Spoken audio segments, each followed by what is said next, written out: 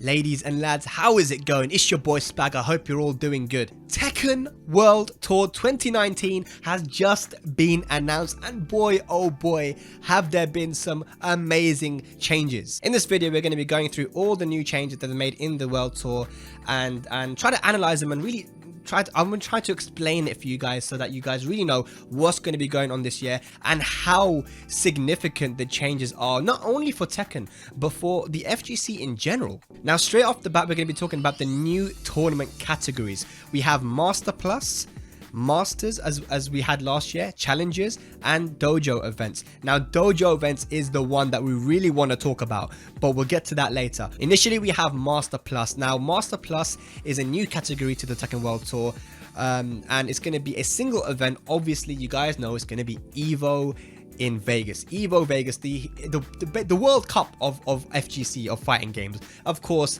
no better tournament to do it than at EVO. So, you know, we'll talk about the points in a bit, but Master Plus, a new category. Now, Masters and Challengers are all the same as they were last year. You're going to be getting the same amount of points. Yeah, they basically work in the same way as they did last year. Now, ladies and lads, now we're going to talk about the thing that, in my opinion, has made Tekken at the forefront of revolutionizing how World Tours should operate: Dojo Events. Now, Dojo Events, what they are opt-in tournaments where organizers around the world, if they are registered on smash.gg, can once a month run a tournament which is on the Tekken World Tour. And depending on how many players enter, you can get a potential for 100 points for winning one of these Dojo Events. So as you guys can see on the screen right now, the points distribution for Dojo Events, which have 16 plus players, you get the top 4 people get points, but 25 points for first, and so on and so forth. You've got 32, 64, and a maximum cap at 96 plus. So even if 1,000 people enter a Dojo event, it'll be capped at 100 points. You get 100 points. That's so many points for winning a Dojo 96. You put that in perspective, you know, a Challenger event, winning that and coming second at a Challenger event will give you 100 points as well. So these Dojo events are no joke. They are definitely a huge change, and the reason why it's so big is because people around the world can do it. There were so many people for the past 2 years complaining that my country hasn't got an event, my country hasn't got an event. Why can't I play in the Tekken World Tour in my hometown? Well, now you can. Now, if you have organizers, if you have a strong scene locally, if you can gather players to come to your tournaments, you can actually compete in the Tekken World Tour and get a significant amount of points. So per organizer, you'll be able to, on Smash.gg, there is a link to the PDF where it shows you how to apply and what regions are eligible. But, you know, I honestly think this is such a huge change because it's going to make the local scenes around the world rise up and start to organize and start to compete way more. I am so excited. This is such a great idea. And I think that every World Tour should implement something very similar. So shout outs to Twitch and to Namco for coming up with this idea. It is so revolutionary in my opinion. I think this is amazing. So even scenes like Pakistan and, you know, Russia and these other big scenes that have a lot of players are finally going to be able to have Tekken World Tour tournaments in their hometowns and be able to compete and get points. So Dojo Events, amazing, such a big change. As you can see as well, the Master Plus event in EVO is going to give you more than a regular Master event, right? So you get 550 points for winning that. And the other important thing about the Master Plus event at EVO is that, let's say two players are tied for points at the end of the year on the Tekken World Tour. The person who, let's say they both went to EVO, if they both went to EVO and they're tied for points, the person who placed higher is going to be winning that tiebreak. So it's also very important to place as high as you can, not only for points but because of that potential tiebreak situation, which we did have, by the way, in the first year of the World Tour between Fergus and Kuiper. So, you know, this tiebreak situation is quite important, and, you know, going to EVO is just that much more important because of that tiebreak situation. So Master Plus, huge event, can't wait for that. It's going to be on August the 2nd to the 4th, so definitely watch out for that. So now let's talk about the player rankings. So just like last year, there's going to be 19 players that qualify for the World Finals, with that one extra spot, that 20th spot, going to the last chance qualifier winner, which last year in Amsterdam was Guilanda with an amazing performance. So, I mean, that last chance qualifier, in my opinion, was one of the hypest tournaments I've ever seen in my life. So I'm hoping and I'm expecting this to be, you know, even better this year. It's going to be in Bangkok, Thailand. Can't wait. So I love that. I love that they didn't change that, because it was very, very entertaining. Definitely loved it. But another huge change they've made to the World Tour this year is that you're only going to get the points for your top 3 performances at Master Events, at Challenger Events, and your top 4 performances at Dojo Events. So this is very important. As you can see on the screen now, we have a picture, a graphic for the perfect season. As you can see, 300, 300, and the Evo win for 550. And after you win your top 3 performances, let's say you come first 3 times at Master Events, like Nee did. Nee came, you know, he came first 5 times at Master Events, and then he didn't even go. He still went to some other Master Events after that.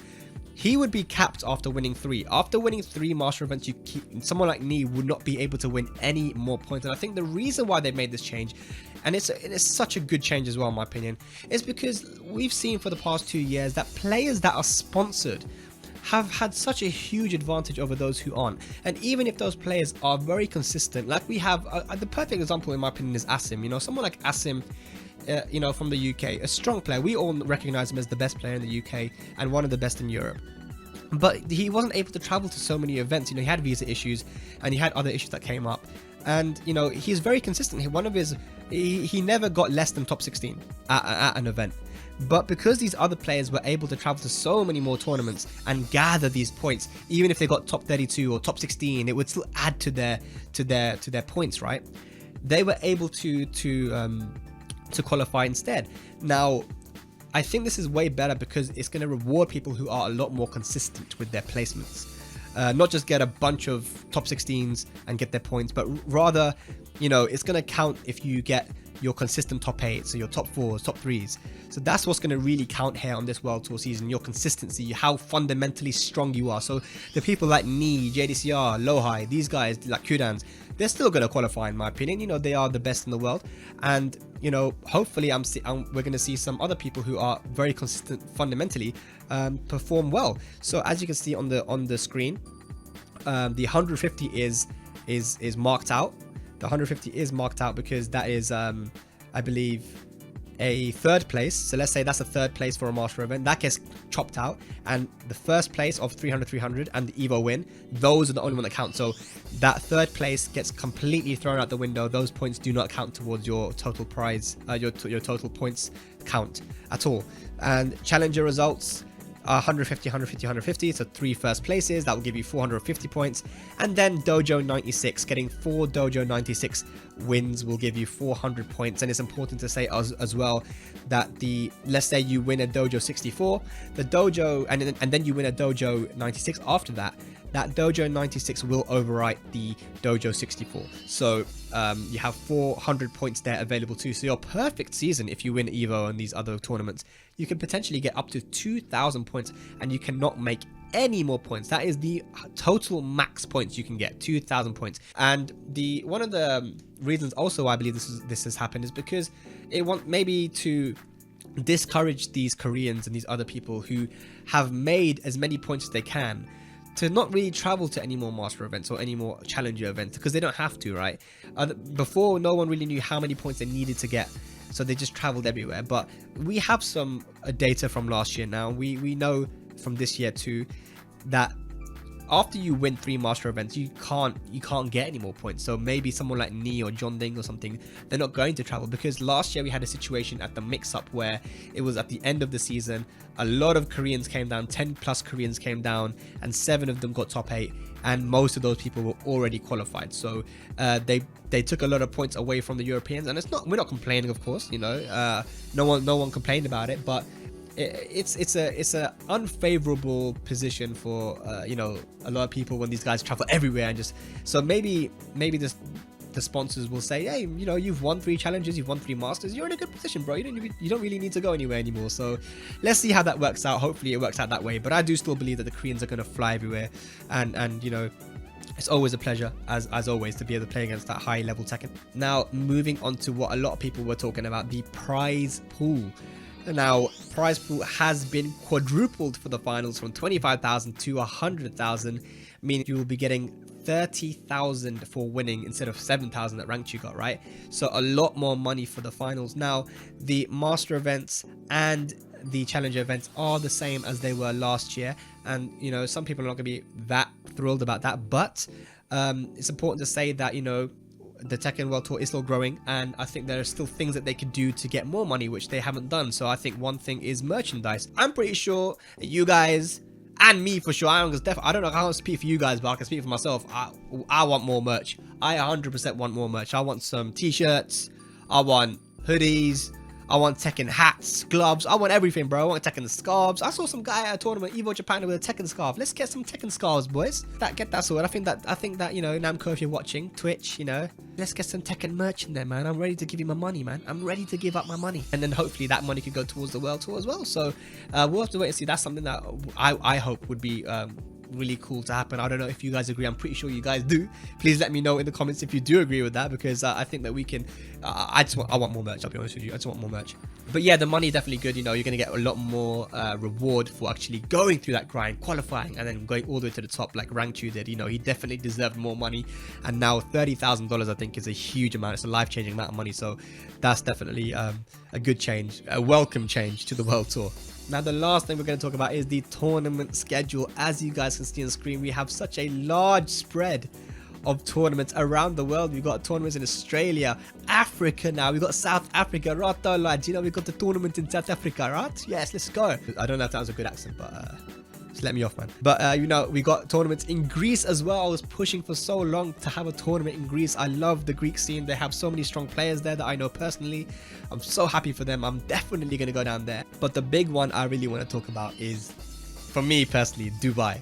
Now, Dubai has a master event, and you know, I want you guys to check out this clip. I did a podcast with Bubsy Fergus and Blackbeard, and we spoke about this very thing. We did an end of year after the finals podcast. We talked about the possibility of getting a Dubai master event. Take a look. I don't even mind having the master event there, to be honest, because if you just hear me out, yeah. Where? Dubai, because if you no, not at all, not at all. The reason I say for everyone, yeah, it's easy for everyone to get to Dubai. That's the reason. So imagine someone coming from America to Europe, or Korea, sorry, Asia to Europe. Those guys can easily get to Dubai for the same amount of money. The Europeans are going to spend a little bit more to go to Dubai instead of going to, for example, you know, the UK or to, you know, wherever, you know, around Europe, Italy, France, wherever. But you know, it might be worth the money to just, you know, do that extra little bit of money to go to Dubai instead, because you're paying basically the amount of money for 2 flights in Europe to go to Dubai, in my opinion. So I don't know. I just think that Dubai could be a very good location for a master event, and I think that would mean so much for the for the scene in there. And a huge shout outs to Namco on Twitch. Thank you so much for making this happen, because as we mentioned in the video itself in the podcast, that this is so big because Dubai is right in the Middle East, and the Middle East has such a strong scene in Saudi Arabia, the UAE. You know, the UAE has so many strong players as well, and not just that, but Pakistan. We've already seen Arslan, the Evo Japan champion, and India with so many strong players there. Zafar, Tejan, Lovni, all these guys. They're all going to be able to travel down. I am telling you guys, Dubai Master Event is going to be huge. I cannot wait for that November 9th. It's going to be a complete... It's gonna be a huge show. I'm telling you, it's gonna be a huge show. But you know, big shout outs once again to Namco on Twitch for making that happen.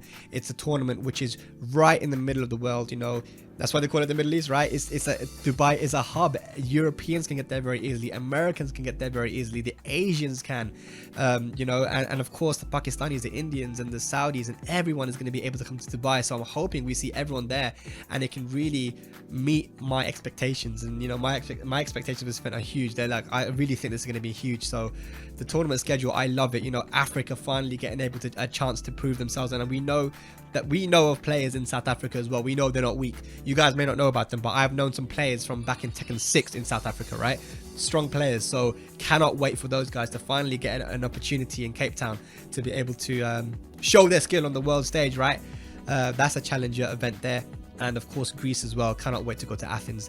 Another one that's really big is Peru. Peru of course is getting an event as well, and we don't need any introduction there. The whole scene of Peru is full of beasts. They're all full of beasts, and that's going to be an absolute bloodbath. Whoever goes down there, I don't know if anyone is going to try and go down there to Peru. I think they're just going to leave those Peruvians to get those points on their own, because that is going to be a hard tournament to win, I tell you right now. So shout outs to Peru as well. You guys are absolutely amazing. Love watching you guys. Great to see you guys. And of course the Argentina also going to get a tournament as well. So this is a truly world tour, guys. A true world tour. So in conclusion, guys, I really think that this Tekken World Tour 2019 is so unique, and it is really at the forefront of revolutionizing how World Tour should operate. I think it's going to be a huge success.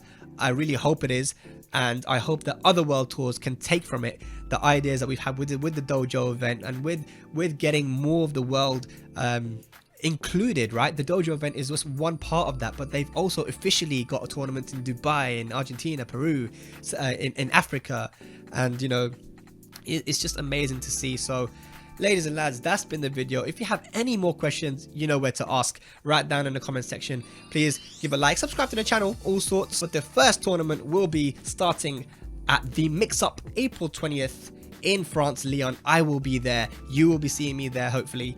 And yeah, hope to kick off the Tekken World Tour 2019 with a big bang. Thank you so much for watching, guys. I've been Spag, and I will see you next time. Peace.